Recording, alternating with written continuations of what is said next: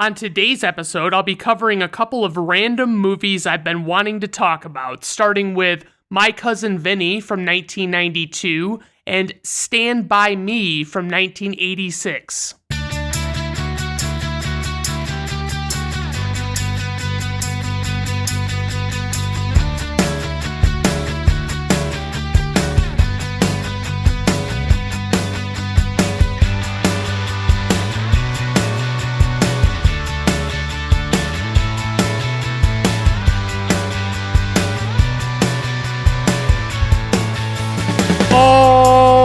Alright everyone, welcome to Brandon at Random Reviews. I am your host, Brandon Griffiths. Thank you for stopping by. I do appreciate it.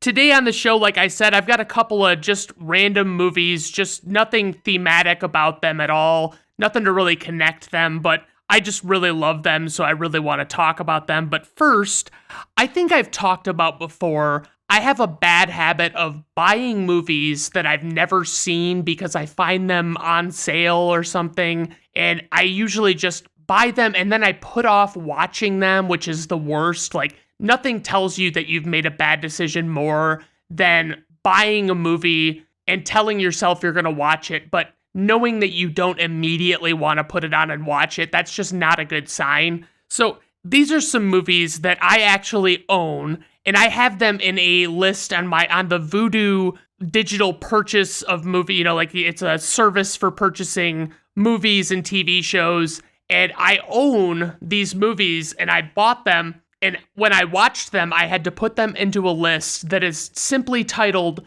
Never Again. And it's for one reason or another. It's not even necessarily all bad movies. It's just a lot of movies that I have no desire to ever sit through again. And it's as simple as that. So here are some ones that are on this list. So The Butterfly Effect with Ashton Kutcher. I just didn't really find this movie appealing at all. I don't really understand. I've heard people talk about it, and I knew going in that I had only heard polarizing things about this movie. Like, people who love it say that they fucking love it. They just, oh man, you gotta check it out. It's fucking great. And then there are other people that are like, yeah, it was just okay. I mean, I don't really think it was anything special. But I mean, that was my perspective, is it's like I watched it and I'm like, I don't really enjoy this. Like, this is not entertaining to me. This is just unpleasant. Like, it's just dark and I don't really care for the story at all and the concept behind it. It doesn't really grab me, it doesn't really do a whole lot for me. So I just kind of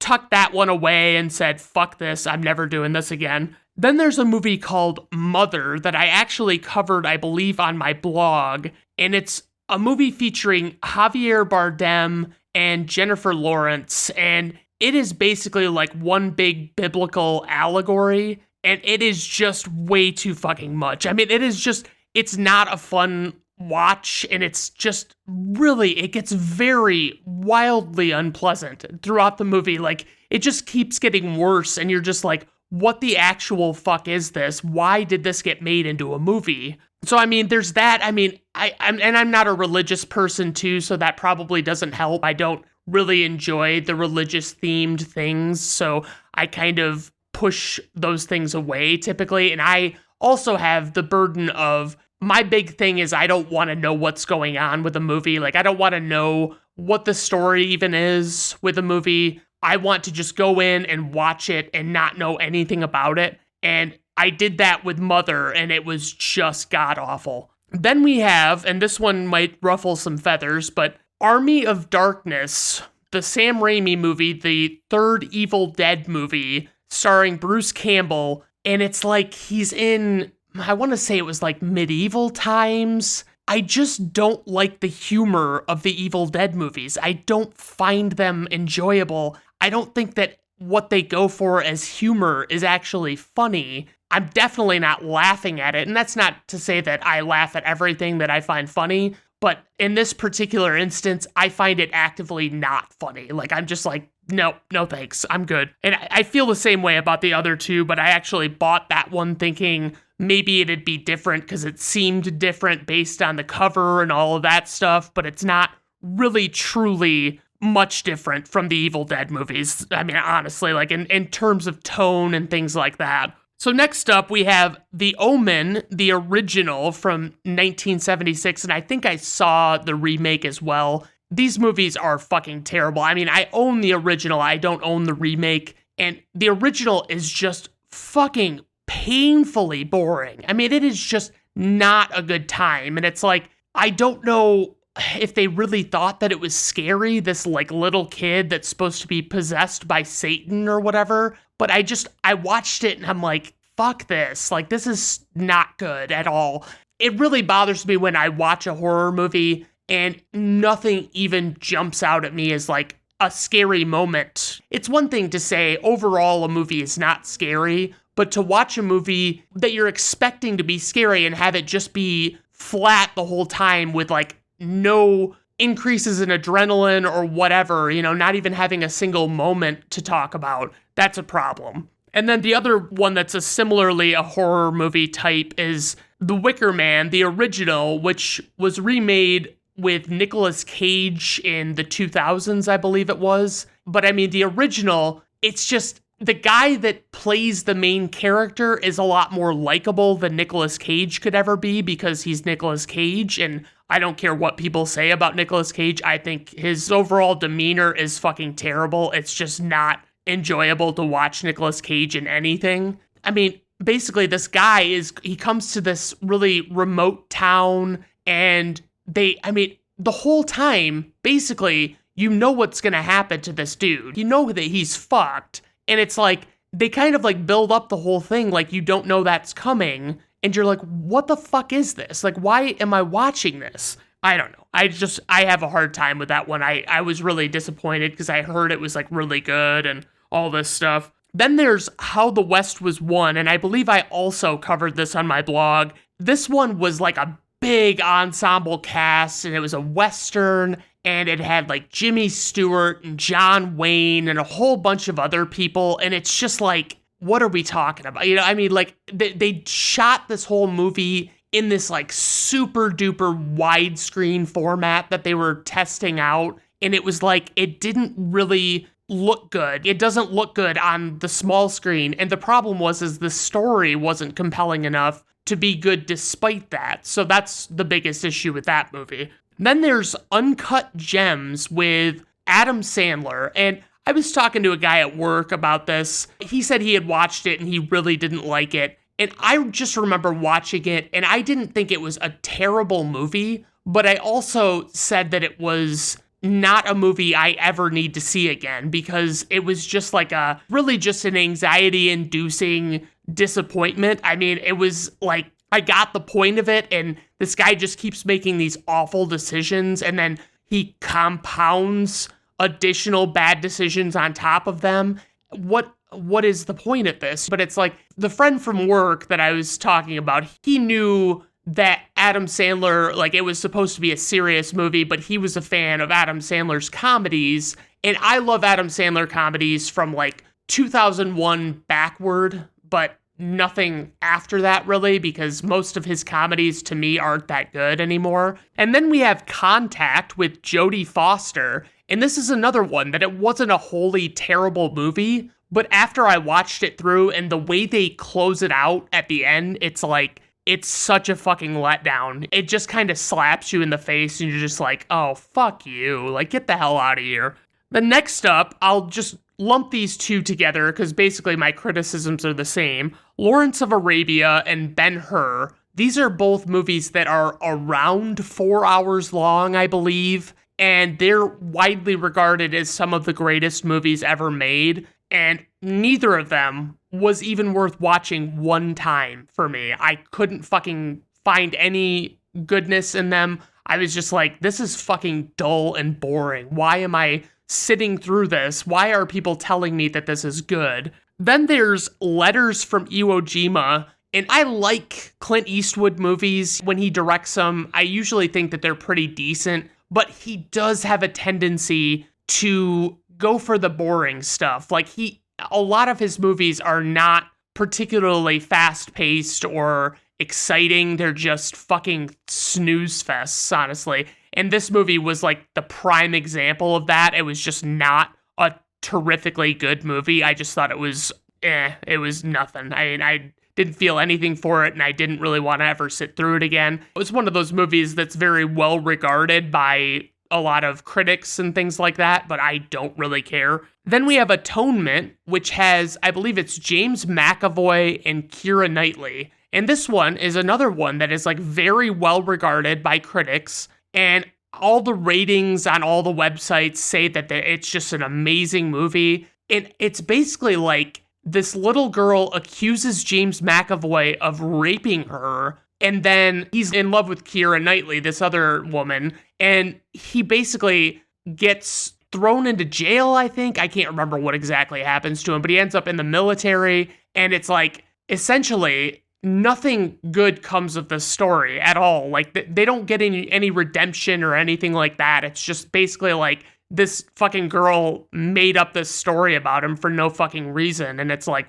why would you do that? Then there's Murder on the Orient Express, and I can honestly say that this is the only movie that I'll be talking about in this list that is one that I've never finished because I didn't like it so much that it's like something about the way, like I've noticed in like Tim Burton movies, I think I've talked about this before, where it's like the dialogue and just the way people speak does not seem natural. It doesn't feel real. It feels like cartoonish or something. And this was like no exception. It was like, this isn't a Tim Burton movie, but it has that terrible feeling of the dialogue not working like it should. So, I mean, that's where I kind of left it. It was like, I started watching it and I got like 25 minutes in and everything that had been happening just didn't seem realistic at all. And I was just like, I'm not watching this as a cartoon. I don't fucking care. Then we have In the Name of the Father with Daniel Day-Lewis, which is probably a great movie, honestly, but it's not one that I typically go for. And it's super fucking depressing. It's about this guy, I think he goes to prison and he has to clear his name. And it wasn't for me. I just couldn't do it. I love Daniel Day-Lewis, but my God, this was not a good movie. Then we have Synecdoche, New York, which is this super duper art house garbage picture with Philip Seymour Hoffman, who I love. And it's just this goofy concept of like, you don't really ever fucking know. Like, you don't have a strong narrative, and it's like, you're watching him and he's like aging randomly, and you don't really know how much time's passing or what's really going on. And it's all very confusing. And I mean, maybe I'm just too dumb to understand it, but I legitimately don't enjoy it. Then there's Somewhere in Time. And this movie stars Christopher Reeve and Jane Seymour. And they are in olden times. I don't remember. I think it's like early 20th century, maybe. But it's like they're on, at one point, like the reason I wanted to watch this so bad is because they shot some of it on Mackinac Island at the Grand Hotel, and that's in Michigan, it's between the Upper Peninsula and the Lower Peninsula, and it's like, I really wanted to see this because of that, but clearly that was not enough to make it a good movie. It was just kind of interesting to see a place that I had been before as like featured in a movie, and that was it. Like, I don't know what else to think about it. So, second to the last is Enemy with Jake Gyllenhaal. Fucking love Jake Gyllenhaal. He's one of my probably top 5 favorite actors. And this movie, it was kind of fucking weird and I didn't really enjoy it. It was like he meets someone who looks exactly like him, and the actual plot of it was not that interesting to me. It didn't really jump off the screen at me and really get me wanting to watch more. And then last but not least, we have Swiss Army Man, which is the one with, I think, Paul Dano and Daniel Radcliffe. And it's like, it's so stupid. I mean, it's one of the, I think Daniel Radcliffe is a dead body and Paul Dano has to like use him. He's a dead body, but he's alive somehow. I kept hearing about this movie and people were talking about it like it was really something special and unique and all this stuff. And that it is, but it's not in a good way. It's not like they really broke a lot of great new ground that people are going to be imitating for years to come or something. So yeah, I mean, those are the movies, and that's where I regret. I'll look through my movie collection and it's like, my God, if there was a return policy on these movies, I would watch them and I'd be like, oh, fuck, this is not for me. And then I'd fucking return them because that's just how I feel about a lot of them. I mean, obviously, there are like 55 total on my list, but I just selected the select few to talk about because I thought it would be kind of fun to dive into that. So I guess we can dive right into our first movie, My Cousin Vinny, released on March 13th, 1992, directed by Jonathan Lynn, who also directed Clue, which is a solid one. I don't know if I would wholly give it a full recommendation, but I would say I didn't regret watching it, and it had its funny parts, and it was amusing, so it was not a bad movie. He did Sergeant Bilko, and all I know about that movie is that Steve Martin is standing on the front poster with a golf club, and he's in like a bathrobe, and I don't know, I can only assume what it would be about, and I just don't think that it's worth watching. There's a lot, I love Steve Martin, but there's a lot of Steve Martin movies out there that I have no desire to see ever in my life. And he did The Whole 9 Yards, which is a pretty fucking solid movie if I remember right. It had Bruce Willis, Matthew Perry, and Amanda Peet in it. And honestly, it was pretty fucking funny, and it was a good story. Really liked that one. I remember the sequel, The Whole 10 Yards, really sucked, but honestly, The Whole 9 Yards was pretty fucking solid, but I haven't seen it in a long time, so don't hold me to that. And then for the writer, we have Dale Launer, and he did Dirty Rotten Scoundrels, which I saw once, and it's one of those ones that I never really need to see again. It wasn't that great. He did Eddie, which I've talked about previously, which is the one where Whoopi Goldberg becomes the coach of the New York Knicks, and I loved it when I was a kid, and I recognize that it is not a good movie. And he also did Blind Date, and I think that's the one with Bruce Willis and Kim Basinger. Never saw it, never really heard great things about it. Probably not worth checking out, honestly. For the producers, we have Dale Launer and Paul Schiff. Schiff did Rushmore, which I believe was a Wes Anderson movie. It was an early Wes Anderson movie with Jason Schwartzman. I think that's his name. He's the lead singer. Well, he is in a band that I like called Coconut Records. And Schiff also did Young Guns, the first and second one. I couldn't even get through Young Guns 1. I thought it was terrible. I thought the acting was really shitty. The whole story was just not grabbing me at all, so I just kind of abandoned ship. Then he did Green Street Hooligans, which I absolutely need to go back and watch again because I remember really thinking that movie was awesome when I watched it, and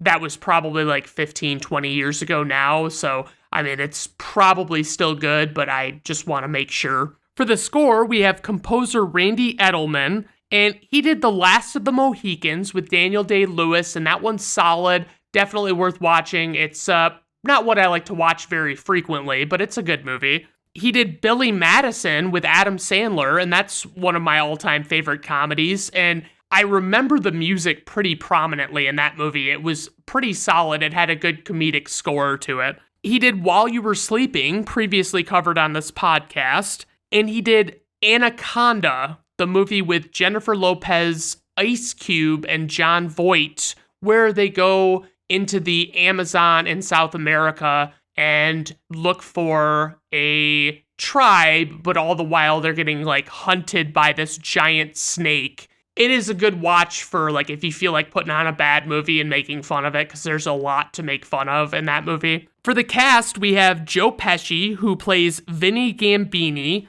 and he was in Raging Bull, which I need to rewatch. That was from 1980, I believe. It had Robert De Niro. It was directed by Martin Scorsese. Definitely a solid movie. Not really sure how bad I need to rewatch it, but I will consider rewatching it at some point, I'm sure. He was in Goodfellas. That was another Martin Scorsese movie with Robert De Niro, and he's in quite a few Robert De Niro, Martin Scorsese movies, so it's going to be kind of a trend. But he was also in A Bronx Tale, which is one that I don't feel like gets talked about enough as being a really great movie, but it is fucking solid. I would definitely recommend checking it out. And he was also in The Good Shepherd with Matt Damon and Robert De Niro. That one I remember being really fucking slow and not as good as people acted like it was supposed to be. And I just I'm good on that one. I don't really need to watch that. Next up, we have Marisa Tomei, who I have noted here is hot, and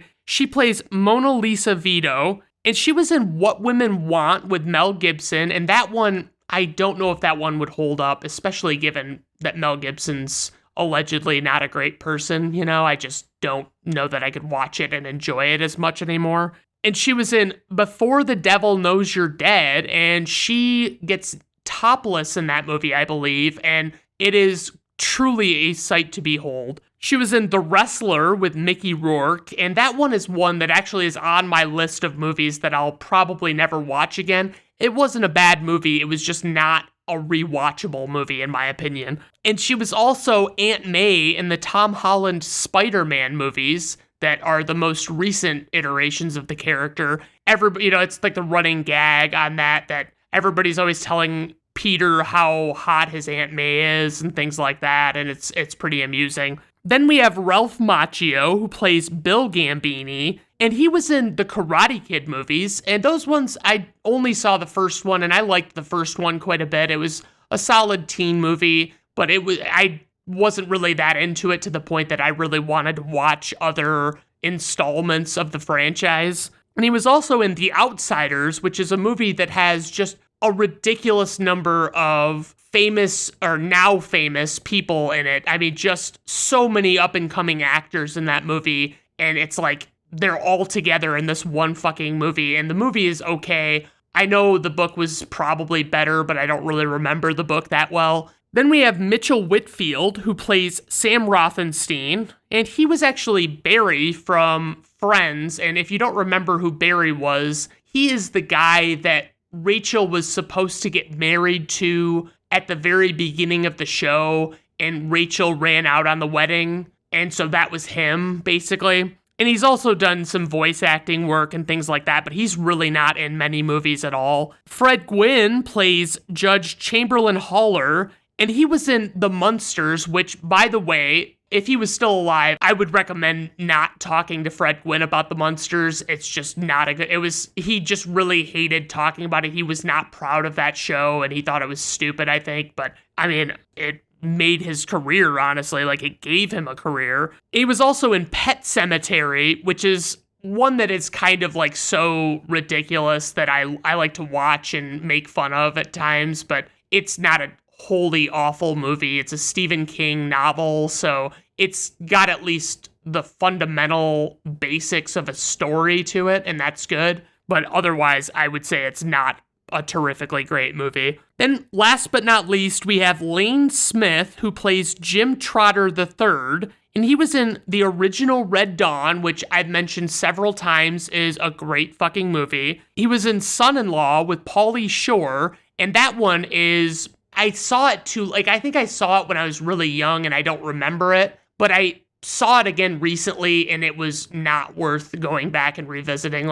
There are certain movies that you should be able to look at and say, yeah, you know what, maybe those Pauly Shore movies, I don't really need to revisit. Maybe they won't be quite so great this time around. For casting notes, on the Dan Le Batard radio show, actor Jim Belushi admitted he regretted that he turned down the title role in this film. Danny DeVito and John Lovitz were considered for the role of Vincent Gambini. Christopher Lloyd was considered for the role of the judge. Lorraine Bracco was the first choice for the role of Mona Lisa Vito, but she declined the role. Will Smith auditioned for the role of Stan Rothenstein, and that is my God, that would have been so fucking weird if Will Smith was in this movie as that part. It's just fucking wild to me. So for a plot synopsis, we have two New Yorkers accused of murder in rural Alabama while on their way back to college call in the help of one of their cousins, a loudmouth lawyer with no trial experience.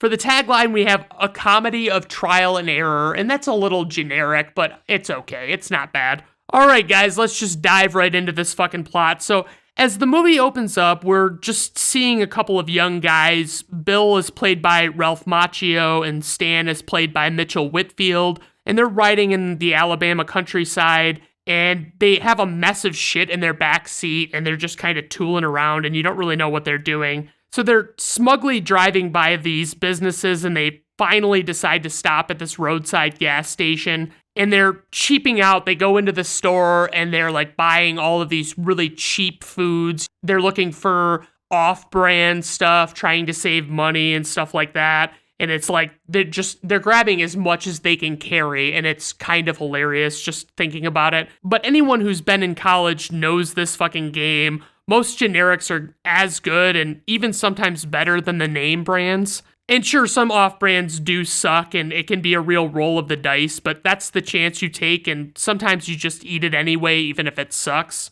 I'd personally be checking expiration dates if I were these guys, especially at a gas station like this that doesn't look like they have too much grocery stock turnover at all. So they leave a seemingly innocent experience there and realize that Bill accidentally took a can of food without paying because he'd mindlessly stuffed it in his jacket pocket to help him with carrying all of his stuff. So Stan criticizes Bill for this carelessness and fears that they could get in trouble, but you notice that Stan isn't really suggesting that they turn back and apologize and just pay for it, so shut the fuck up, Stan. Get the hell out of here. Then a police cruiser shows up behind them and turns on his lights, and they take their sweet fucking time pulling over. Like, I'm sorry, but unless the road you're on doesn't have a shoulder, there's no reason for you to delay pulling over when an officer flips his lights on to indicate that he's making a traffic stop. That's just fucking basic pullover 101, honestly. They finally stop, and the officer gets out and pulls out a shotgun and tells Bill and Stan to put their hands where he can see them, and this officer is absolutely not fucking around. He tells them to get out of the car, and next thing we know, they're at a lineup, and then we see Bill talking to the sheriff. Stan mentions that he can't believe this is all over a can of tuna. In the sheriff's office, Bill, of course, immediately apologizes and waives his rights and says he's willing to do whatever he has to cooperate with the investigation, and notes that Stan didn't do anything, all the while just thinking that they brought him there because of stolen food. The sheriff is obviously giddy as fuck about this and seems legitimately surprised by what he's hearing and says that he can charge Stan with aiding and abetting since Stan didn't do anything to try and stop Bill. But Bill doesn't just say that Stan didn't see him take the food because it adds a little bit to the confusion and comedy of it all. Then we see Stan, who is much more high-strung and worried than Bill seems to be, and the sheriff's questioning him about all he's done and why he didn't try and stop Bill or try and leave the car when he found out. Question for all of you legal minds out there. In this scenario, where the police think Bill murdered someone with a deadly weapon and Stan just stood there, is he morally obligated to try and stop someone who has a weapon when he doesn't? Not really sure I follow the logic on this. I don't really quite understand how that could be possible. So we get this whole song and dance with them trying to explain their stories, and the sheriff is trying to understand where things went wrong, and it seems like something's missing, but at this point, as the viewer, you're taking the whole thing as like these cops really take their shoplifting a little over serious in these parts. The sheriff asks Bill when through the process of the story did he actually shoot the gas station clerk, and Bill just sits there dumbfounded like, I shot the clerk? I shot the clerk? But it sounds less like he's asking a question and more like he's making a confession in a very weird way. The sheriff gets called away and he's pissed because he was in the middle of a doggone confession, and the sheriff is on that TV show my grandparents used to watch, and I can't think of what the fuck it's called. Maybe it's Criminal Minds or Rizzoli and Isles or some fucking thing. So it dawns on Bill what's really going on, and him and Stan sit next to each other, and Bill tells Stan that they're being booked for murder and accessory to murder, and Stan can't fucking believe it. Bill uses his phone call to get a hold of his mom, and Stan's sitting right there with him, and there are a lot of police officers around them, and they're talking all sorts of shit about what kind of cops they have in Alabama to his mom. And it's like, guys, come the fuck on. You've got to at least be a little smarter than this, especially with realizing the damning statements you've made already while they were fucking grilling you, you know? You don't have to piss them off, too. That's not necessary. So Bill's mom reveals to him that they have an attorney in the family, and Stan asks who it is, and Bill says, my cousin Vinny, copyright 1992. So Vinny, as played by Joe Pesci, shows up to town with his girlfriend Mona Lisa, as played by the lovely Marisa Tomei. There's that episode of Seinfeld where George fawns over Marisa Tomei, And I gotta say, he's not wrong. She is unbelievably appealing, and she aged like a fine wine. She might actually be better looking when she's older than she is in this movie, but she's really good looking in this movie, so I'm not sure. They stop their car, and Vinny is complaining about the tires feeling shaky, and Mona Lisa says that it was when they hit a patch of mud that it started happening. A man comes and tells Vinny he's got mud in his tires, and Vinny takes that quite literally and is just like, how could I get mud inside of my tires? How is that possible? And the guy says that it's a figure of speech, and it's like, basically, it's inside the wheel or whatever, and it's throwing it out of balance. So Vinny asks Mona Lisa if she's ever heard of such a thing, and she says no, and Vinny essentially suggests that it must not be a thing because she knows cars and she's never heard of it. And of course, this random Alabama man just laughs because how could some dainty, hot New York gal like this know shit about cars? He says that they're famous for their mud around there, and they kind of like shrug it off like, oh yeah, that's a fucking great thing to be famous for, buddy. To be fair, a mechanic in Alabama might not realize that that's actually a thing with snow in colder areas, and I've had that happen a few times, and it sounds like the same exact issue, but with mud. So I mean, just because she doesn't know about it doesn't mean it couldn't be a thing. It's just she probably doesn't deal with it as much as she would in other states, so she doesn't really think about it. So Bill and Stan are getting checked into prison to await their trial. Can you imagine how fucking freaked out you'd be going to prison as an innocent person and knowing if things don't go right with your trial, you're stuck there and might be fucking executed? Fuck, that would just not be good, honestly. Bill and Stan talk about the things that they've heard about going on in prison and kind of get their shit together, and Stan mentions being made someone's sex slave, and he's clearly super worried. So Vinny shows up to their cell while Bill is sleeping, and Stan thinks Vinny's legitimately going to make them his bitches and sexually assault them. And it's all great comedy, of course. This scene kind of requires that you ignore some things. Like, first, Vinny is wearing street clothes and jewelry and stuff, and he just doesn't look like a prisoner to me, at least not with what I'm not saying he couldn't be a prisoner. I'm just saying in plain clothes, it doesn't really make sense. And second, do they really let people, even lawyers, come back to the prisoner's cell to visit them? Isn't there usually like a visitation area designated for this? It just seems like bringing them back to the cell would be potentially dangerous and pose a major liability for the prison. I'm not sure, so I texted a friend who used to work for the Department of Corrections, and I was hoping he'd get back to me quickly, and he did. So he says to his knowledge, they rarely, if ever, take people back to the prisoner's cell, and there's usually a visitation area for everything. The setup of the visitation area is dictated by the level of security of the prison, and obviously the higher the level, the more stringent the security in a visitation area would be. Like a maximum security wouldn't have just some casual picnic tables and open interaction like a more minimum security prison would. But my source stated that this scenario is possible with dangerous criminals or people who might create a liability, so this movie gets a pass, I suppose. So Stan is freaking the fuck out, and they're having this hilarious conversation, and it's all playing out so hysterically as Stan is just not realizing who Vinny is, and he thinks he's totally gonna fucking rape him. So adding on to that, Vinny doesn't realize what Stan's perspective is, so he's feeding into it without knowing. The discussion turns angry, and then Vinny wakes up Bill, and Bill reveals that it's his cousin Vinny. So finally, they go to a secluded visitation area and talk about the kind of cases Vinny has worked, and he has legitimately no experience with actually going to trial at all. He's only been practicing for 6 weeks, but Bill points out that he's been out of law school for 6 years and failed the bar exam 5 times before he finally passed. So naturally, Bill and Stan are not super excited about their chances of getting off in this case, but he's doing it for free, so there's that. And I've heard really bad things about public defenders, and they often have too many cases, and it's just not ideal. Vinny goes to meet the judge, and the judge has to approve him as an out-of-state lawyer.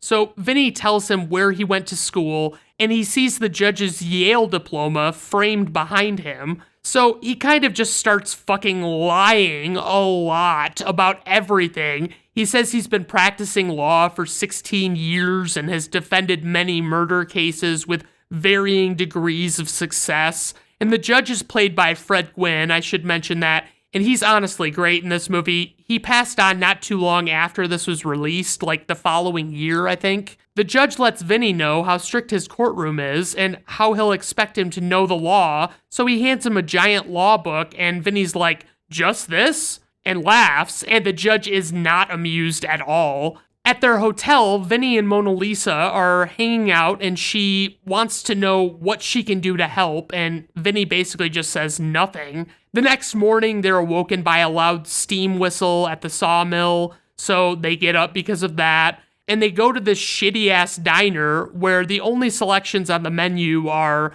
breakfast, lunch, and dinner with prices, but no actual description of what food you're getting at all. So they both get breakfast, and the cook takes a scoop of some white substance. I don't know if it's like shortening or lard or what it is, but he puts it on the griddle, and shortly thereafter he serves them their breakfast, and they ask him about what one of the substances are on their plates. And he tells them that they're grits, and Vinny says that he's heard of grits, but has never seen them before, and he asks what they come from and how they're made, so the cook explains that it takes like 20 minutes to make them. So Vinny takes a tiny bite of them, and Mona Lisa snaps a little picture of him when he does, and then they go to the courtroom, and Vinny meets the prosecuting attorney named Trotter, and he's played by Lane Smith, who I probably know best as Perry White from Lois and Clark, The New Adventures of Superman. I can't remember what this thing is called in law talk, like what they're at this courtroom,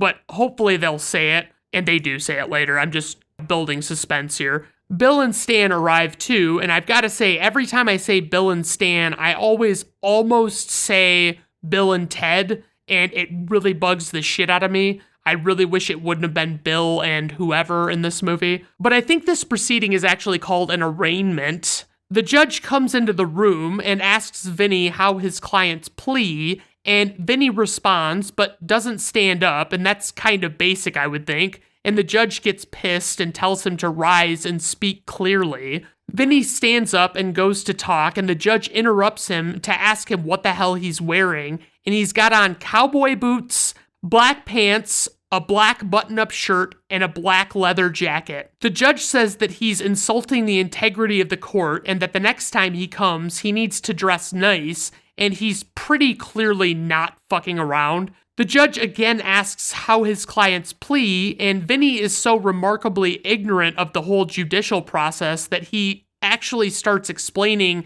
that his clients were taken by surprise and that they thought this whole thing was over a can of tuna. It's just unbelievable how little Vinny actually knows. Like, I knew more at the beginning of this movie than he knew just from watching movies and TV shows. So the judge has to explain the process to him and just wants him to enter a plea. Vinny still doesn't get it, as the judge is spelling out the process to him and tells him that his answer options are guilty or not guilty, and he threatens him with being held in contempt of court if he doesn't give one of those answers. It's like, damn, this whole thing would be fucking rough, just legitimately not knowing what you're supposed to do when everyone else does. It would really not be ideal. But he's already lied and said he's got a lot of experience, so the judge has to be suspicious at this point anyway. Vinny, of course, can't just say, not guilty, and has to say, I think I get the picture. So he gets held in contempt of court and taken to jail. Mona Lisa bails Vinny out of jail, and she explains the high-stakes nature of this case and how he didn't look like he knew what he was doing in the courtroom. So he says he's just going to learn on the fly and kind of make things up as he goes, and he just uses this car analogy to explain how it's a good learning experience for him,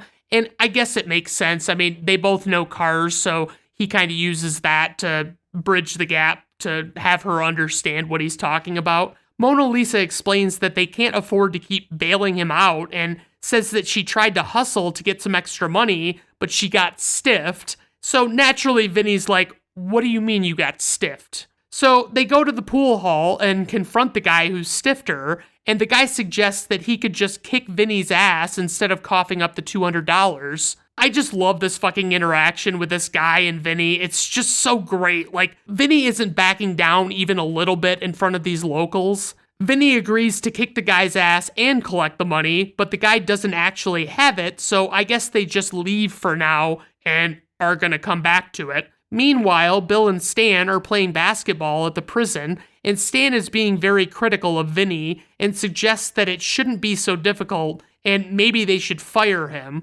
Bill insists that the Gambini family is full of arguers and that they have just a leg up with that alone. Vinny and Mona Lisa are in their hotel at each other's throats about her not turning off the faucet, but it's clearly just like foreplay, and they're totally gonna fuck soon because it's getting more intimate by the second. But we see how good Vinny can be in an argument where he knows his shit, and clearly all he needs to do is just learn the law. My God, Marisa Tomei is fucking irresistible, though. Honestly, I just love her. This older black woman at the trial is testifying that she saw two men leave the gas station in a green car with a white top, and she points to the defendants as being the men who she saw. This bigger white guy testifies that he was making breakfast and saw the two men go in the store. He heard a gunshot, and then he saw two men running out and get into the car. Bill and Stan both think that they're pretty much fucked based on what they're saying. Then another man with a biker mustache says that he saw the two men run out and peel away, and the car was all over the fucking road. The sheriff testifies that Bill said twice that he shot the clerk, which he did, but he meant those two instances as questions, and honestly, it doesn't really matter that he said that because that never comes back. They never, grill those two. What bugs me, I'll talk about it later maybe, but, what bugs me in this movie is they don't put Bill and Stan on the stand at all. And it's why wouldn't they be your major witnesses? You know what I mean? Why wouldn't they be the ones that are trying to explain themselves? So when Vinny gets the chance, he doesn't cross-examine for some reason, and we don't really know why. It just seems like he's defeated or something. And it's come on, man, at least fucking try and do something. And then before they leave the courtroom for the day, the judge asks Vinny about his clothes, and Vinny just says, "You were serious about that?" and gets held in contempt of court again. In the bus to the prison, Bill and Stan berate Vinny for not doing anything in court. Mona Lisa again bails Vinny out, and I just love her fucking accent. It's so fucking hilarious, and there's a moment where she's talking later, and I'm pretty fucking excited for when we get there. He tells her that as his fiancée, she should support him and stand by him, and she's like, "You were wonderful in there. The way you handled that judge, you're a smooth talker. You are. And they go back to the hotel, and Vinny tells her that he's worried and scared about the case. She tells him he should be scared, and that once he starts doing his thing, he's gonna be really great if he doesn't fuck up. They're awoken in the morning by a loud pig farm behind the hotel, and Stan is really pressing Bill to go along with trying a new lawyer. So Stan meets with the public defender while Bill meets with Vinny, and Bill tells Vinny that he's going with the public defender too, but Vinny tries to convince him not to give up, despite having fucked up thus far. He explains to Bill that the prosecutor has to build a case, and likens it to building a house, but that his bricks are just a facade, and they're not what he'll present them as, and he'll see through them because they're innocent, and he knows that they're lies. Vinny pleads with him to at least let him question one witness before switching. So Bill tries to convince Stan to keep him at least that long by bringing up when they were at this party, and Vinny kept calling the magician on all of his tricks, which must have been a real fucking nightmare for the magician. So Vinny goes and sees the guy from the pool hall again, and he says that he has the $200, but Vinny asks him to bring it there, and asks him how he knows that it's not a bundle of ones with a 20 wrapped around it. He says it actually is $200, so Vinny asks him to fan it out and show it to him, and the bluff was called in this moment, so the guy just fucking walked away. But realistically, Vinny could fucking really get the ball rolling with this guy and just kick the shit out of him right away instead of waiting around for him to actually have the money. So Vinny and Mona Lisa are again woken up in the middle of the night by a freight train that shakes their whole room, and the front desk says that it's not typical for that to happen at 5 a.m. So basically this is just painting the picture of Vinny not being able to get a good night's sleep throughout this entire movie. Vinny meets the prosecutor Trotter, and Vinny explains how he got into law, and then they get into talking about the case, and Trotter says that he'd like to have the murder weapon, but otherwise he feels pretty good about the whole case.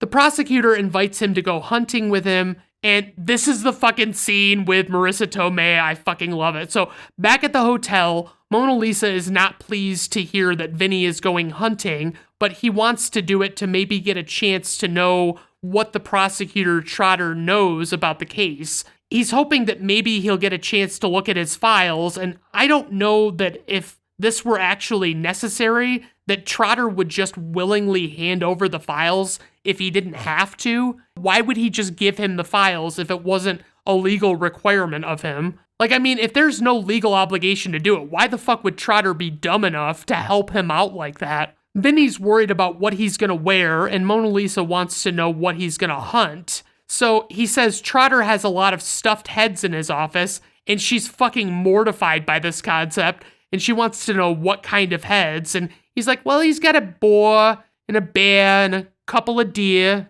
And this exchange is truly fucking comedy gold, and I wish I was bold enough to use clips because I can't really do the accent justice, but she can't believe he would actually shoot a deer, but he says that he's a man's man and he could go deer hunting like it's no big deal. She says, a sweet, innocent, harmless, leaf-eating, doe-eyed little deer. So she storms into the bathroom, and Vinny is still bitching about what to wear, and she comes out and says this: imagine you're a deer. You're prancing along, you get thirsty, you spot a little brook, you put your little deer lips down to the cool, clear water. Bam! A fucking bullet rips off part of your head. Your brains are laying on the ground in little bloody pieces. Now I ask you, would you give a fuck what kind of pants the son of a bitch who shot you was wearing? That's the best I can fucking do, guys. I'm so sorry, but I fucking love it and I wanted to share it. So Vinny is riding to go hunting with Trotter, and he just off the cuff says he'd love to get a look at Trotter's files, and Trotter is like, you would? Then Trotter immediately gets on his car phone to call his office and get Vinny a copy of his files, and Vinny is of course dumbfounded by this easy process that this was. He comes back to the hotel with Trotter's files, and Mona Lisa thinks that he stole them from him, but he reveals that Trotter just willingly gave them up. She's reading his law book from the judge, and he scolds her for reading it and takes it away. And she found out in the book that giving him the files is called disclosure, and by law he has to do it, or there could be a mistrial. So she's like basically already knowing more about this stuff than he does. Like basically the law says the prosecutor is not allowed any surprises in court. So he goes and talks with all the witnesses and tries to dig up something he can use. And he's like taking pictures of this guy's windows, things like that. In the judge's office, the judge talks to Vinny and reveals that he talked to an office in New York, and they said that they can't find a record of any cases having been tried by a Vincent Gambini in the state. Vinny lies and says that it's because there was some famous actor near him named Vincent Gambini, so he went by the name Jerry Gallo, who is a well-known New York lawyer. Mona Lisa reveals to Vinny that Gallo is actually dead after he has this whole interaction. And then Trotter is letting them stay at his nice, peaceful cabin, and they of course argue because Mona Lisa is getting impatient with their engagement since Vinny said that they'd tie the knot when he won his first case and it's been 10 years. And she does this hilarious bit where she's talking about how her biological clock is ticking, and she says, like this, and she starts stomping her foot on the fucking porch, and it's fucking great. Vinny is, of course, frustrated by the numerous events in the plot of this movie alone, as well as many other life issues he already has. In the middle of the night, Vinny is awoken by a noise, and he's like,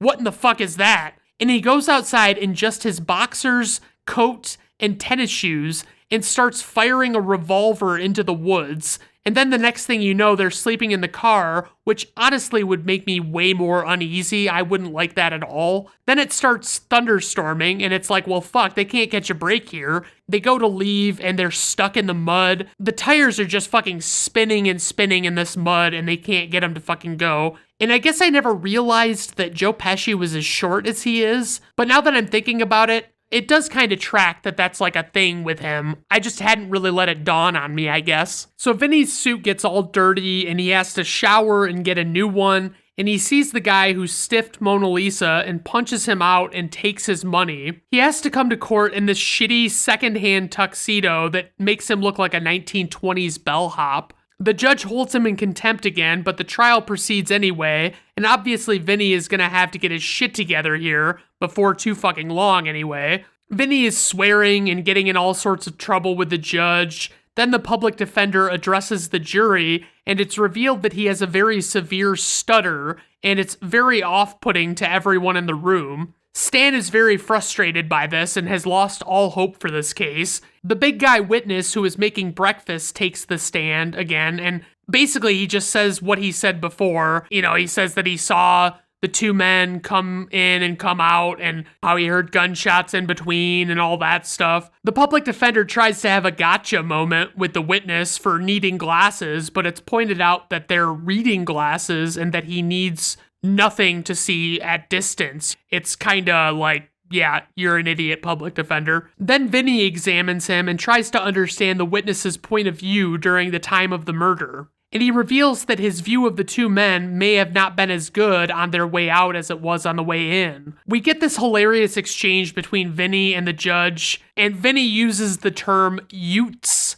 and the judge is like, Utes? What's a Ute? And he's like, oh, I'm sorry, Your Honor, youths. And apparently that's a thing that people say. I've never heard that happen in the wild. I've only heard it in movies, you know? Then Vinny asks the witness if he might have seen the men pull up and go into the store, and then maybe saw two different men come out, and the witness says that there wasn't enough time for all of that. Then Vinny asks him how he knew how much time it took, and it leads to discussion about him cooking grits, and he suggests that it only took about 5 minutes to make them, but Vinny knows that it takes 20 minutes, so the witness finally admits that he might have been mistaken. He talks to the biker mustache witness and points out that he had an extremely obstructed view of the gas station at the time of the murder due to his windows being dirty and there being trees in the way. The old black lady witness claims that she was wearing her glasses at the time of the incident, so she could have seen it all happen from 100 feet, and her glasses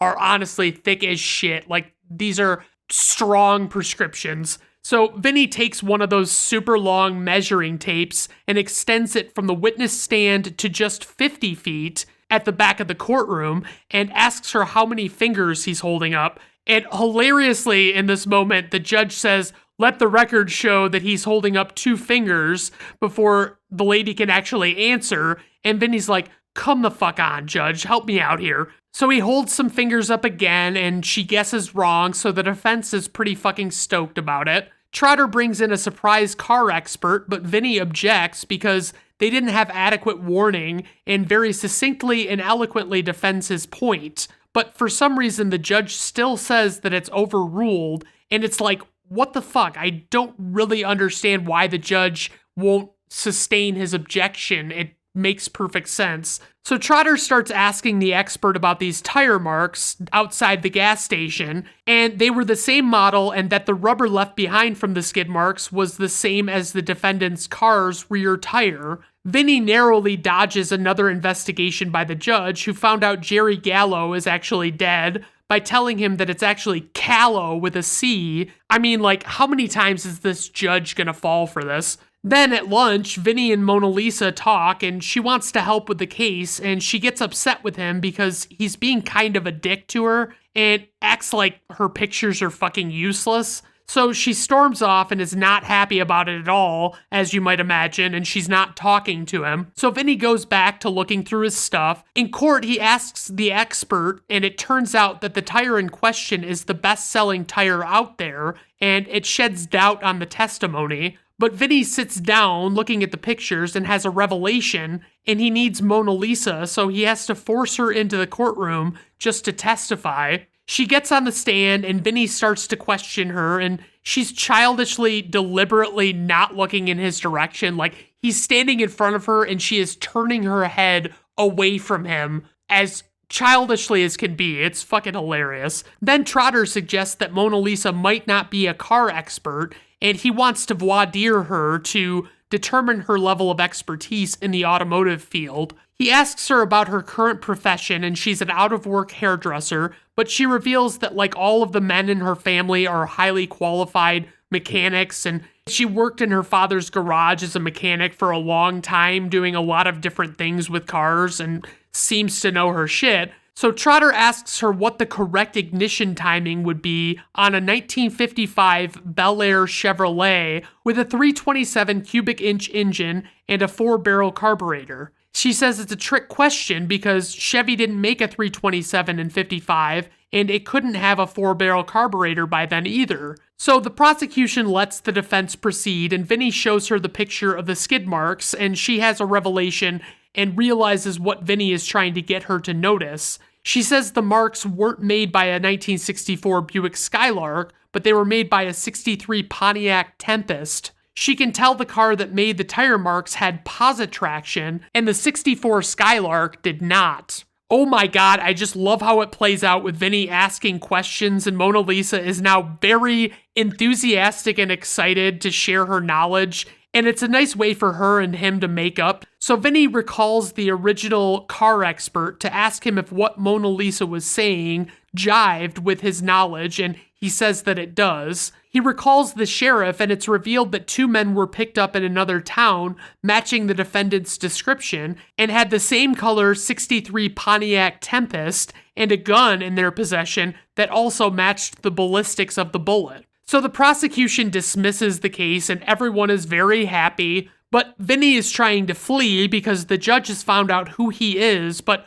apparently the name he gave him was actually a good living lawyer, and the judge says that he was honored to have worked with him. It turns out that Mona Lisa actually had a friend send in false information to the judge. So now Vinny and Mona Lisa are gonna actually get married, and they're out on the road again, presumably going back home. Roll credits. Praise for this movie so fucking much. The sense of humor this movie has is stupendous. The way the plot sets things up and has them pay off later is fantastic. Joe Pesci is great, but Marisa Tomei makes this movie for me in more ways than one. The character actors are also amazing here and play their parts perfectly. Criticism, I honestly don't know that I have any complaints about My Cousin Vinny. I think it's a movie anyone could enjoy, honestly. So a little bit of trivia. When Vinny is trying to explain his real name to Judge Haller, he knocks over the judge's chessboard. This was accidental, but director Jonathan Lynn thought it was so funny and authentic that he decided to leave it in the film. The misunderstanding between Vincent Gambini and Judge Haller regarding the 2 Utes was in fact a real conversation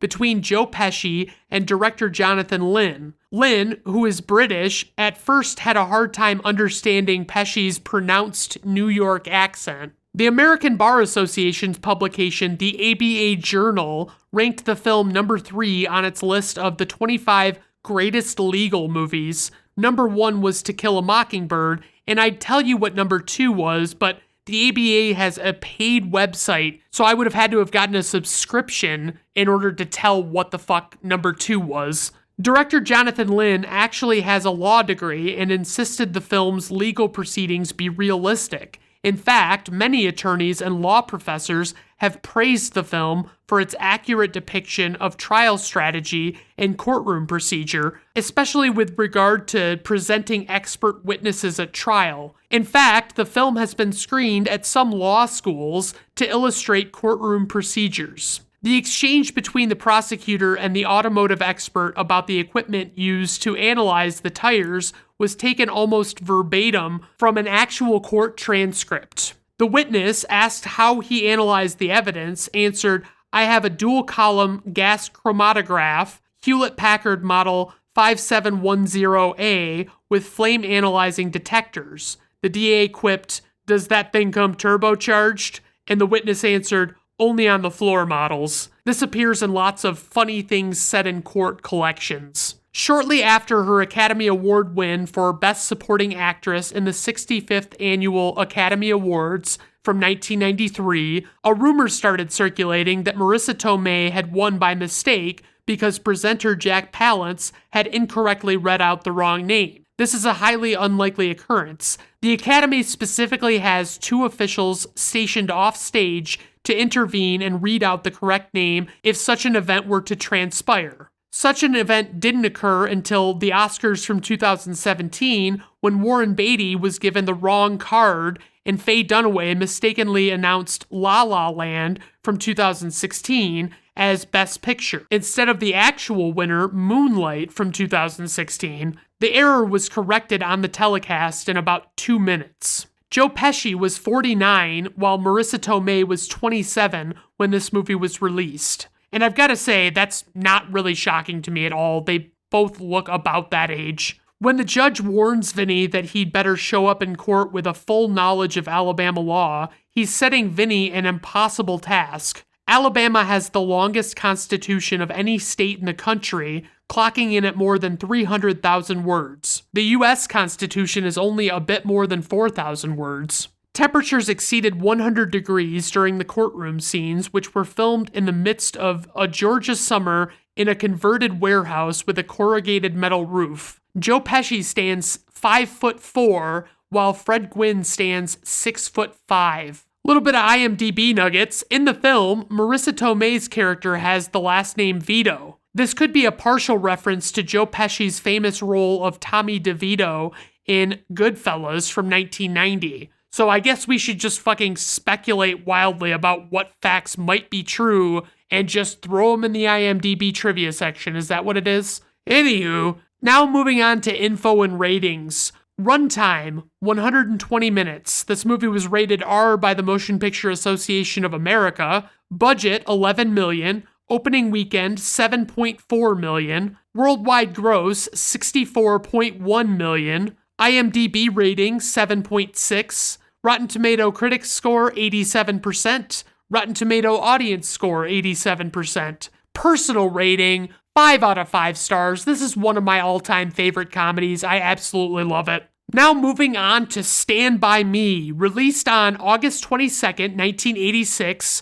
based on the novella The Body by Stephen King, directed by Rob Reiner, who also directed This Is Spinal Tap, which is a great mockumentary, probably the first one that I know of that was made. I don't know that they had mockumentaries before that one. I'm probably wrong, but that's what I remember. Love that fucking movie. It's a fucking great, it's a story about this rock band and just kind of like a fake documentary that is following them because they're a fake rock band. Then he did The Princess Bride, and that's a great fucking, I mean, that's a classic, honestly. I fucking love The Princess Bride. It's got so many great qualities. I just absolutely love it. He did When Harry Met Sally, which is one of my all-time favorite comedies as well.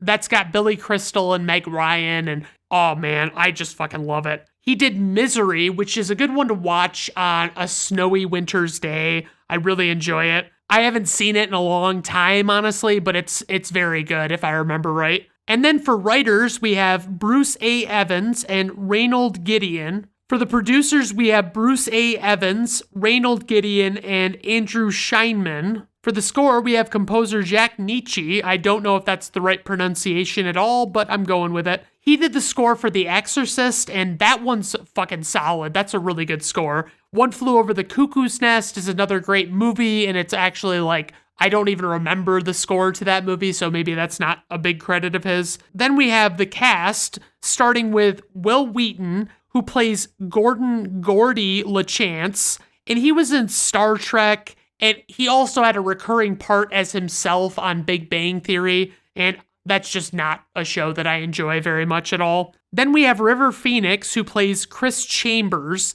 and he was in Indiana Jones and the Last Crusade, and he played young Indiana Jones in that. He was also in a few other movies that I need to check out, like Running on Empty, My Own Private Idaho, and Sneakers. But I don't know if those are any good, so I'm not recommending them. I'm just saying I need to check them out. Corey Feldman plays Teddy Duchamp, and he was in Friday the 13th, the final chapter, which ultimately was not even close to the final chapter. He was in Gremlins with Phoebe Cates, and I seem to remember that one being okay, but I saw it a lot later in my life than I think most people saw it that I know. So it's like, wasn't necessarily quite as spectacular for me. He was in The Goonies. That's probably another one that he's best known for, and that's another one that I didn't see until I was much, much older. So it's like I didn't have any frame of reference for that being a good movie. And then it's like I watched it and it was like, yeah, this is kind of made for kids. Like, this is not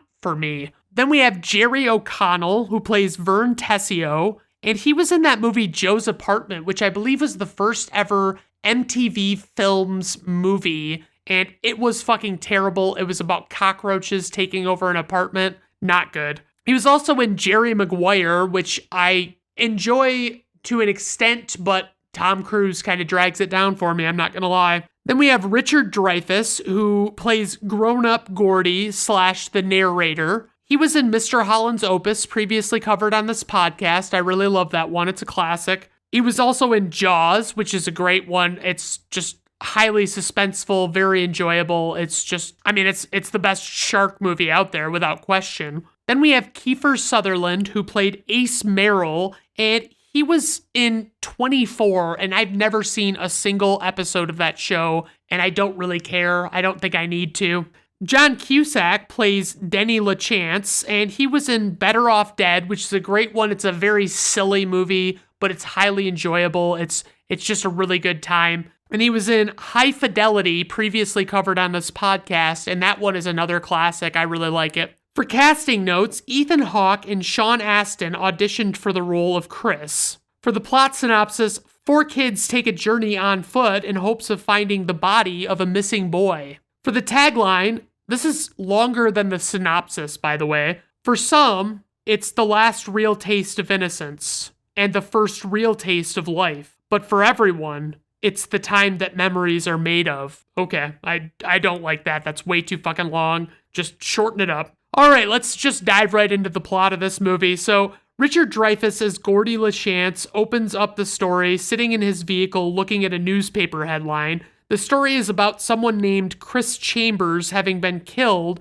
and he seems very heartbroken by it. He begins to tell the story of how he was 12 the first time he saw a dead body in the summer of 1959. So we flash back to that year and see young Gordy as played by Will Wheaton. He's walking through his small town, and he goes up to a treehouse to meet his 2 friends, Chris, as played by the late great River Phoenix, and Teddy, as played by Corey Feldman. I really need to do some fantasy casting of today's movies that could have starred River Phoenix had he lived, because he was a very gifted young actor. I thought he was really good, and Joaquin Phoenix is obviously, his brother is very good, so, that says a lot. So they're playing cards and telling jokes, and the narrator tells us that Teddy is a lost cause. We find out about how Teddy's dad once held his ear to a stove and almost burned it off. He says Chris was their leader, and he's also got very little going for him and comes from a very broken home. So most people in town just know the members of this Chambers family as being trouble.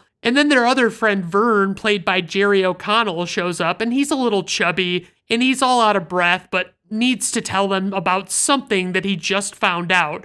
And Vern asks them all if they can camp out that night, and then reveals that they have a chance to go see a dead body. The narrator explains how Vern had buried all of these pennies near his house and drew a treasure map to find them. And then one day his mother was cleaning out his room and threw out the map, so Vern has been digging random holes everywhere. I just feel like you'd probably at least have some fucking idea where you buried them, even if it was a while ago, Vern. Come the fuck on. But as Vern was digging to find them under the porch, he heard his brother Billy and a friend talking about seeing this body and where to find it. You see, Billy and the friend couldn't actually see Vern because he was under the porch and they were on the porch, so that's how Vern got away with learning the information and having them not know that he found out. Evidently, this kid, Ray Brower, had gone out to pick blueberries one day, and no one had seen him since, and they assumed this was who the dead body was. The boys hypothesized that he was potentially hit by a train, and Vern was able to ascertain where the body was based on his brother and the friend talking, like he knew the location well enough that he knew that they could get there. So our boys want to be the first ones to find the body so they can get their name in the paper or be on TV or both. So they lay out a plan of how they can do it without arousing suspicion, and the narrator tells about how things at Gordy's house had been for a while since his brother was killed in an accident. And it's like his parents just lifelessly drone around and they rarely talk to or acknowledge Gordy at all. To be clear, the narrator is actually grown-up Gordy, but for the ease of explanation, I'm just going to act like the narrator is just a nameless narrator and isn't actually one of the characters of the story because it's easier. Gordy goes into his brother Denny's room to get something, and he has a flashback to Denny as played by John Cusack, who gifts him a baseball cap. And it seems like his brother and him were very close with each other, and Denny looked out for Gordy, and then the story is interrupted by Gordy's dad. The dad seizes an opportunity to bitch about the kind of kids that Gordy hangs out with, and asks why he can't have friends like Denny did. He talks about Chris having stolen some milk money too. The dad is just not a fan of any of his friends. Gordy defends his friends, but his dad thinks that they're all bad and leaves it at that. Gordy and Chris go and look at a gun Chris brought that he swiped from his dad, and Gordy asks him if it's loaded, and Chris says no. Then Gordy pulls the trigger and a bullet fires and they run away screaming. Gordy is freaked out and makes Chris swear that he didn't know it was loaded. Kiefer Sutherland plays a fucking great villain type in Ace, who is friends with Chris's brother. They stop Gordy and Chris and give them a hard time. Little trivia on that, to keep in character while off camera, Kiefer Sutherland often picked on Will Wheaton, River Phoenix, Corey Feldman, and Jerry O'Connell, but it's like, it can't be that hard to get into character as a bully, so was that really fucking necessary, Kiefer Sutherland, honestly? The boys set off to start following the train tracks, and they figure it's about 20 to 30 miles to the town they're looking for the body in. Vern is such a fucking great dork in this, and they realize that they forgot to bring food, and Vern only has 7 cents because he hasn't found his pennies yet. And it's like fucking hilarious. Vern he brought a comb for the guys to use just in case they wound up on TV. Teddy decides he wants to dodge an oncoming train, and they have to force him off the tracks because he seemingly has a death wish. And it's like, yeah, that shit always sounds kind of like a cool idea when you're a kid, but you just don't realize that you really may actually die. You don't really believe you're gonna, but you might. Then we see the bad guys led by Ace, and they're smashing mailboxes, and the two guys from earlier with Vern who were talking about the body are there, but they're not saying what's on their mind. Our boys sneak through a junkyard and then stop and hang out, and they're worried about this notorious junkyard dog named Chopper, who is known to specifically attack testicles when sicked on a trespasser by the junkyard owner. They sit and talk about some girl's tits getting bigger on a TV show they watch, and it's like, yeah, that's legitimately good preteen conversation. Like, that's totally realistic, honestly.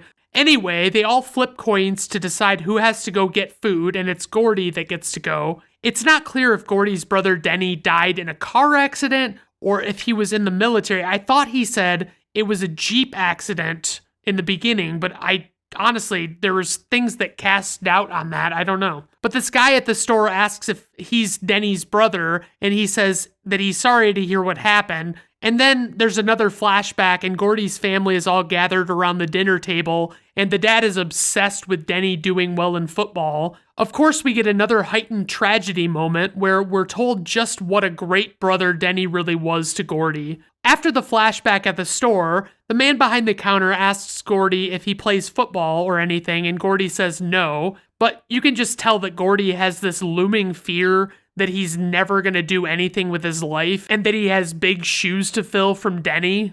Gordy gets the food and comes back to find his friends missing from the junkyard, and wouldn't you know it, the junkyard guy sicks the dog on Gordy, who just barely gets to his friends on the other side of the fence in time. The boys are still standing at the fence when they realize the dog is not quite the legend it's made out to be, and it's honestly too small to be threatening even to kids. Like, it's an angry dog, but it's a lot smaller than you'd expect a junkyard dog to be. The owner approaches the fence and recognizes them and begins antagonizing Teddy for having a crazy dad up in the nut house and having burnt Teddy's ear on the stove. Teddy is obviously upset by the man calling his dad a loony and says he stormed the beach at Normandy, and Teddy threatens to kill the guy. The owner also points out that he knows who all of them are and he's going to call their parents, and they're going to know what they're doing. So this is the small town face recognition that feels more realistic to me. Like, I love It's a Wonderful Life, but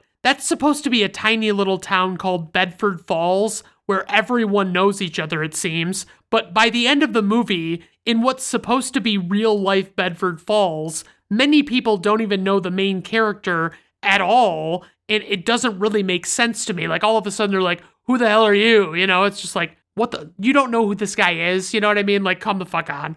Teddy is very emotional and teary-eyed as the guys try and cheer him up, and he just says to drop it, because he clearly doesn't want to talk about it. He apologizes for getting all worked up, and Gordy points out that maybe this trip shouldn't really be a good time party type thing. Like, it should be more somber, because they're going to see a dead body. With the bad guys, they're listening to the radio, and they're talking more about the missing kid, and they're all betting on when or how they'll actually find him. Is Will Wheaton just a scrawnier kid, or is he like way younger than River Phoenix? Don't worry, I Googled it, and River Phoenix was about 15 when this came out, and that would put him at 2 years older than Will Wheaton, who was about 13 when this came out. And honestly, that's a huge development period in a kid's life, so honestly, it makes sense that Will Wheaton would be that much smaller with only 2 years difference. But it does seem like Gordy is just a fucking boy, and Chris is legitimately what I'd call a young man.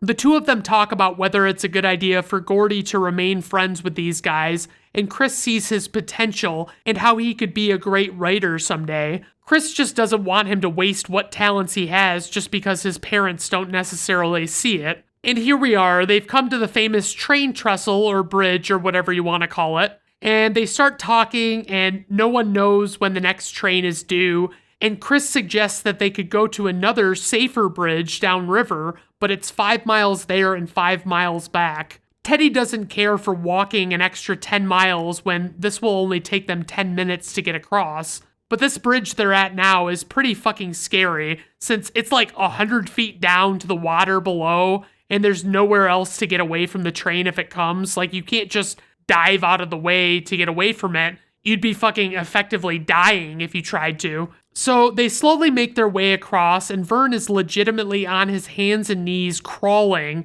and he drops the comb out of his breast pocket, and he's fucking devastated. Gordy feels the tracks to hopefully get a sense of how far a train might be, and wouldn't you know it, a train comes. Chris and Teddy are way ahead and fine, but Gordy and Vern have to make a break for it, and just narrowly miss getting hit by the train. Fun tidbit on that. The train scene took a full week of shooting, making use of 4 small adult female stunt doubles with closely cropped hair, made up to look like the film's protagonists. Plywood planks were laid across the trestles to provide a safer surface on which the stunt doubles could run. Another thing about that, in the shot where Gordy and Vern are running toward the camera with the train right behind them, the train was actually at the far end of the trestle with the 2 actors on the opposite end. The crew used a 600mm long focus lens that, when shot at the telephoto end, compressed the image so much that it made it look like the train was right behind them. So it was pretty fucking intense with their run-in with the train, and also this movie has a pretty great soundtrack. It's kind of like we get to hear it while they're walking around. They have a portable radio, and these songs just keep coming up. They're all like 1950s hits, and it's pretty fucking solid. It's a nice touch. They stop and make a fire and eat, and everyone is smoking cigarettes afterwards. Neat tidbit on that, at the insistence of director Rob Reiner, who is an avid non-smoker who campaigned for anti-smoking laws in California, the cigarettes smoked by the boys were made from lettuce leaves. Chris convinces Gordy to tell a story for them, and he tells one about this fat kid named David Hogan who gets bullied at school. He gets called fat and lardass and any other mean overweight names. The kid David gets an idea for revenge, and then it flashes to him at a pie eating contest, and everyone's being a bunch of dicks openly to him there. I could never do a pie eating contest like this. I mean, they're diving their faces directly into the pies, and I hate to get that much shit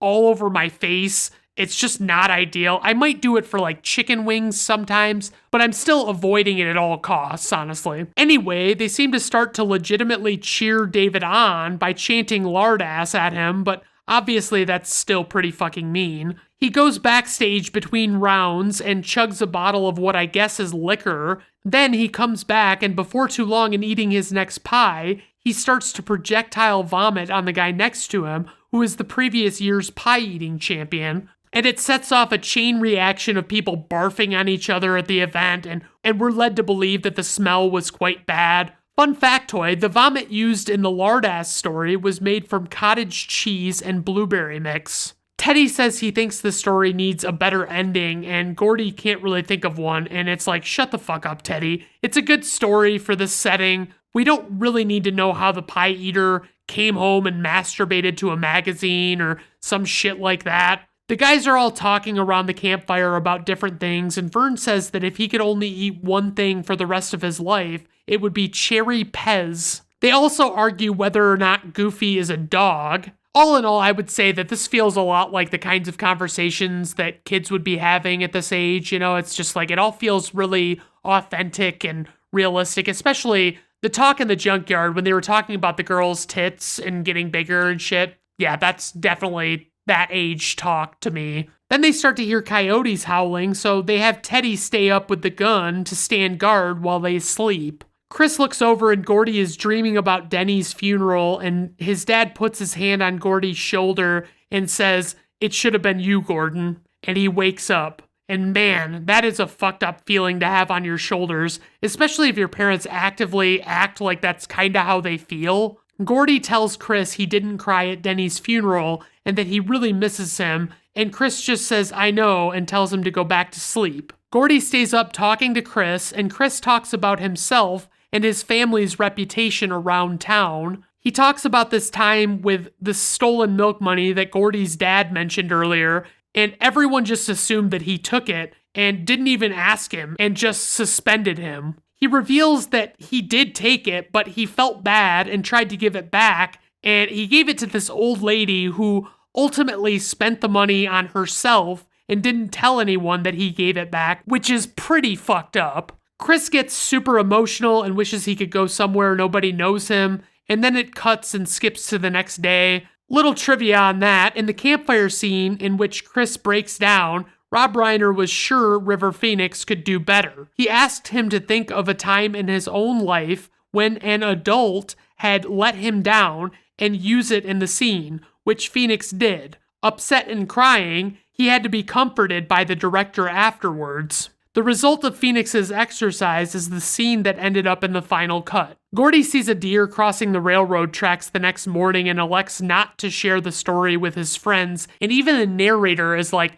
"Yeah, I never told anybody about that," and it's like, I don't really know if that was supposed to be something I was picking up on, like deeper meaning or something like that, but I didn't really get it. So they're back walking the train tracks again, and they come to an opening where they can cut across this valley and be there in like an hour, or follow the train tracks and go way out of their way. Vern wants to stick to the tracks, of course, because he's fucking Vern. So they vote to cross the valley. Then we see the bad guys talking, and the two guys are spilling the beans about knowing where the dead body is, and it's pretty clear that the secret is out now. The guys gear up, and Ace's plan is to bring their fishing stuff with them and just say that they happened upon the body if the police find them. Our boys come to a swamp, and they have to figure out how to get around it, but Chris pushes a stick into the water near the edge and says it's shallow enough to walk, despite clearly not checking far enough out. They start to walk across, and immediately the water is much deeper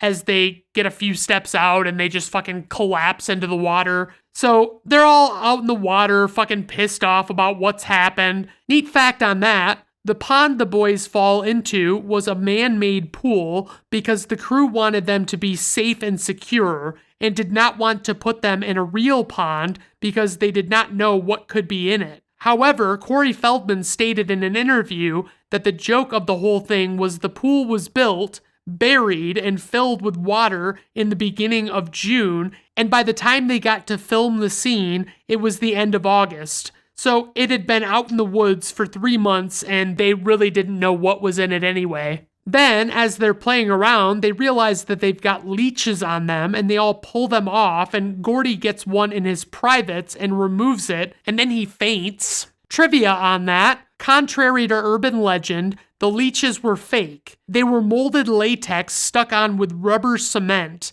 which the boys found irritating on their skin, and the red marks are made with red makeup. Will Wheaton recounted in a 2000 interview that the tenacious cement with red coloring mixed into it to simulate blood caused them to be denied admission to a hydro-tube water slide after that day's filming because it looked like a contagious skin disease. More on that in an interview by Stephen King in the special features section of the DVD. He reveals that the scene with the leeches, which is straight from his novella, actually did happen to him when he was a child. The guys start arguing about whether they should go back, but they decide to press on. It seems like Gordy is obsessed with seeing the body. So back with the bad guys, they're drag racing and Ace psychotically doesn't move for an oncoming truck just to show how dangerous he really is. Our boys come to the supposed location of the body and they find it lying there on the ground, and they're all pretty taken aback to actually see it.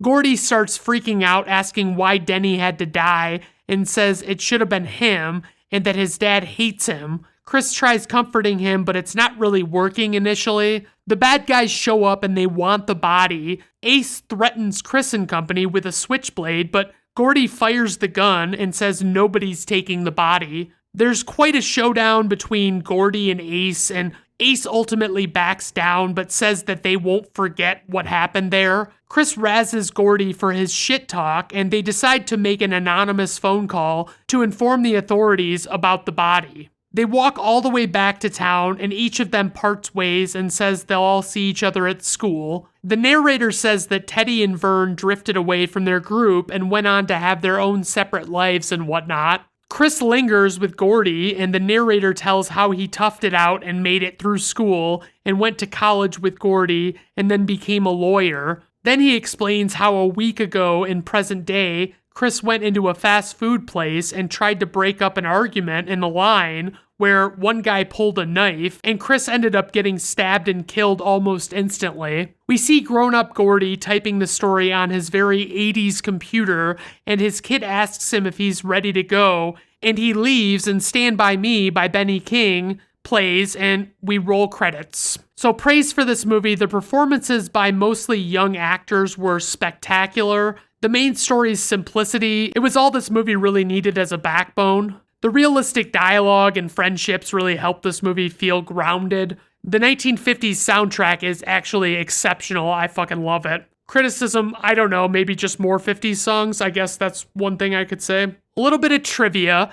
After director Rob Reiner screened the movie for Stephen King, he noticed that King was visibly shaking and wasn't speaking. He left the room, and upon his return, told Reiner that the movie was the best adaptation of his work that he'd ever seen. Kiefer Sutherland claimed in an interview that in one of the locations of the film, a Renaissance fair was being held, and the cast and crew attended and bought some cookies. Unfortunately, the cookies turned out to be laced with pot, and 2 hours later, the crew found Jerry O'Connell high and crying somewhere in the park. River Phoenix, Corey Feldman, Will Wheaton, and Jerry O'Connell got into a bit of mischief at the hotel where they were staying during the filming of this movie. This included throwing all the poolside furniture into the pool, Wheaton fixing video games in the lobby so they could play them for free, and Phoenix, spurred on by the other boys, unknowingly covered Kiefer Sutherland's car in mud, only discovering whose car it was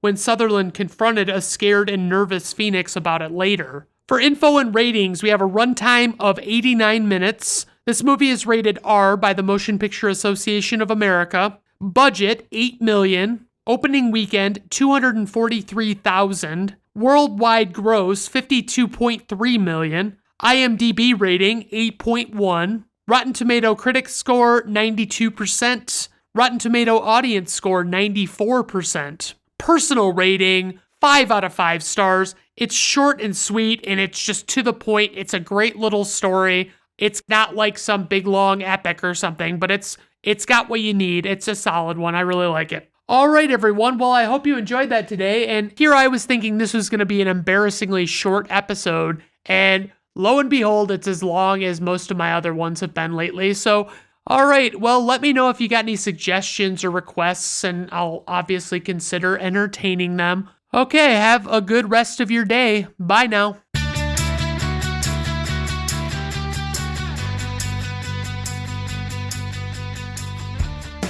Brandon at Random Reviews is written, recorded, produced, edited, and engineered by Brandon Griffiths. The theme music is performed by Augusto Diniz and was acquired by way of Fiverr.com.